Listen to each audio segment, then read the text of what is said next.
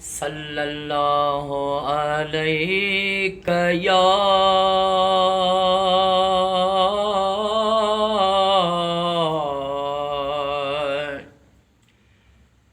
या रसूल अल्लाह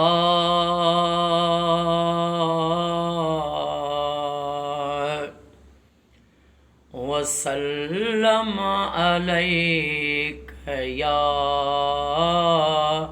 हबीब अल्लाह सल्लल्लाहु अलैका या रसूल अल्लाह वसल्लम अलैका या रहमतल लिल आलमीन।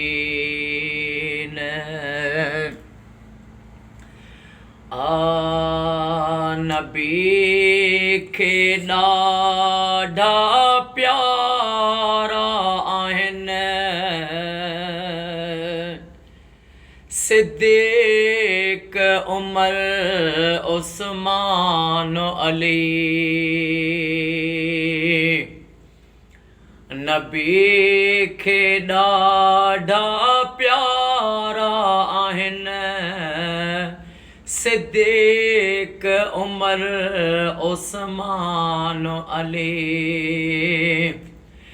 हिननि खां जेको थो फिरे हिननि खां जेको थो फिरे उनखे न मिलंदी काई गली।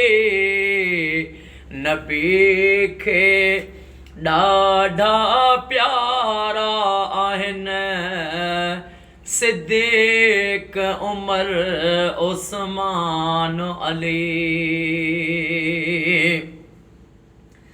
सिद्दीक़ सचो सरदार आहे जेको नूरे ख़ुदा जो यार आहे। सिद्दीक़ सचो सरदार आहे जेको नूरे ख़ुदा जो यार आहे।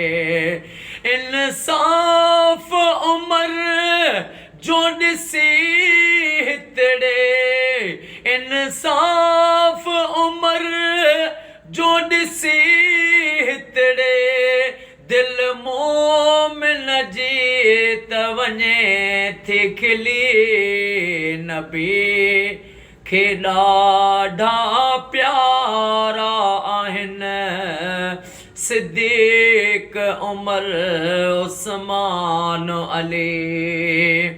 हिननि खां जेको थो फिरे हिननि खां जेको थो फिरे उनखे न मिलंदी काई गली। नबी खे ॾाढा प्यारा आहिनि सिद्दीक़ उमर उस्मान अली। उस्मान गनी खे ॾिसो मौला केॾो इश्क़ नबी ॾिनो हितड़े। उस्मान गनी खे ॾिसो मौला केॾो इश्क़ नबी ॾिनो हितड़े। सभु दौलत पई कुर्बान थिए सभु दौलत पई कुर्बान थिए चार यार सजण जा वेठा मिली। नबी खे ॾाढा प्यारा आहिनि सिद्दीक़ उमर उस्मान अली। नबी खे ॾाढा प्यारा आहिनि सिद्दीक उमर उस्मान अली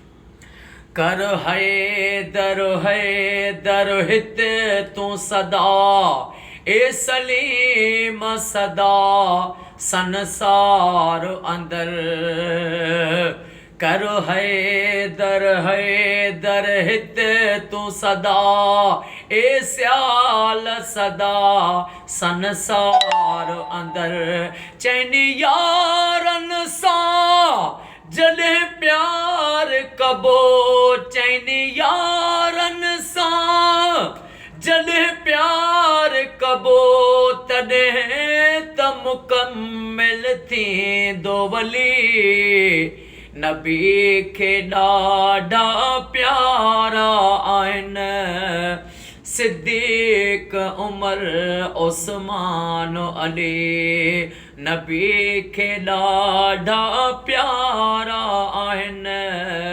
सिद्दीक उमर उस्मान अली हिननि खां जेको थो फिरे हिननि खां जेको थो फिरे उनखे न मिलंदी काई गली नबी खे ॾाढा प्यारा आहिनि सिद्दीक उमर उस्मान अली नबी खे ॾाढा प्यारा आहिनि सिद्दीक उमर उस्मान अली